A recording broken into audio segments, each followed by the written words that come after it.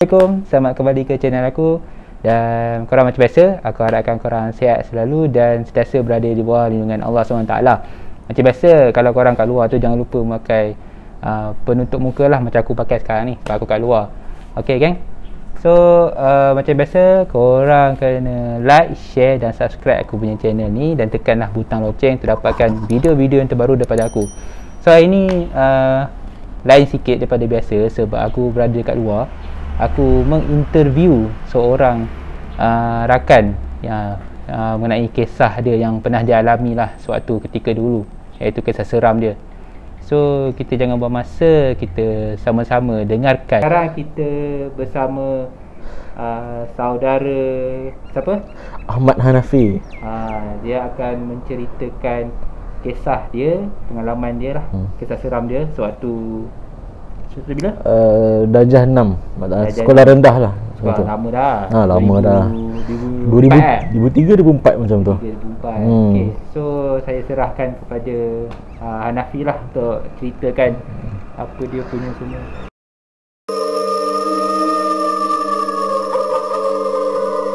Okey. So macam mana yang telah diterang oleh Encik Afiq tadi. Okey, kisah ni dia berlaku sewaktu saya sekolah rendah darjah 6 pada tahun 2003. Okey, terserah saya. Okey, dia kisah dia macam ni. Time tu benda tu berlaku pada waktu malam. Sebab sekolah kami untuk pelajar darjah 6 mereka macam ada buat macam fast track macam tuition macam tu lah. Dan tuition tu dia akan dilakukan pada waktu malam. So tidur sana lah? Tak. Dia kelas tu dalam pukul 8 hingga pukul 10 macam tu. Dalam 2 jam macam tu lah. Dalam seminggu mungkin ada dalam 2 atau 3 kelas macam tu. Okey. So nak kisahkan dia, sekolah saya ni dia memang sudah lama, memang dah berumur sangat-sangat. Dia start daripada ayah saya yang sekarang dah berumur 75 tahun pun dia sekolah kat situ. Okey, kita tak payah tahu sekolah lah, tapi di mana? Okey, sekolah dia ni terletak di Ipoh lah, Ipoh Perak. Area kampung Melayu kat sini. Okey. Okey, so so macam biasalah. Okey, kelas tu macam saya terang tadi, kelas tu start pada pukul 8 hingga pukul 10. Dan macam mana nak cakap? Okey, dipendekkan cerita. Okey, kami ni pada waktu tu bertiga lah. Saya ada rakan saya seorang ni, nama dia Aiman, dan seorang lagi ni Fardisha, yang biasalah kita darjah 6 time tu penakut sikit. Dan kebetulan tak balik lagi. Okey. Dan kebetulan kami bertiga ini nak pergi tandas lah. Bertiga sebab tak berani nak pergi seorang-seorang. Sebab tandas yang kami nak pergi tu memang agak gelap sekali time tu. Okey, so macam biasa, okey, kami bertiga minta kebenaran pada cikgu. Cikgu benarkan, okey, kami bertiga pergi ke tandas. Okey. Dan dalam perjalanan kami nak ke tandas tu, kebetulan yang kawan saya berdua ni, mereka yang mendahului saya dah. Okey, saya yang paling last lah, belakang sekali. Okey, depa macam laju, dah berjalan, depa pergi dulu berdua, dan saya yang last sekali kat belakang. Okey, dan kami pergi tandas ni, tandas dia bukan tandas lelaki tau, tapi tandas perempuan. Sebab tandas lelaki dia lagi terceruk lagi memang rasanya kalau time kami macam masa tu memang tak berani nak pergi tandas lelaki sebab dia lagi belakang, lagi jauh, lagi gelap. Okey, so kami semua decide nak pergi tandas perempuan. So macam biasalah, kawan saya yang dua tadi tu, mereka yang masuk dulu, dan mereka buka lampu. So time tu memang keadaan time tu tandas tu memang dah gelap lah. Memang kalau mustahil lah kalau ada orang dalam tu, gelap-gelap dalam tu dengan dah berkunci, bertutup apa semua kan. Mustahil lah kalau ada orang dalam tu kan.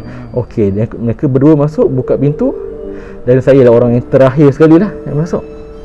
Okey, dan yang kawan saya seorang ni, yang Aiman ni, dia dia macam mana kan, dia dalam tandas tu dia ada dalam 4 atau 5 bilik lah, bilik untuk orang nak ni lah kan, buang air lah. dalam keempat-empat bilik tandas tu ada satu bilik ni paling hujung dia berkunci. Jadi macam itu dah mula, tapi kami tak syak apa-apa lagi lah tentu.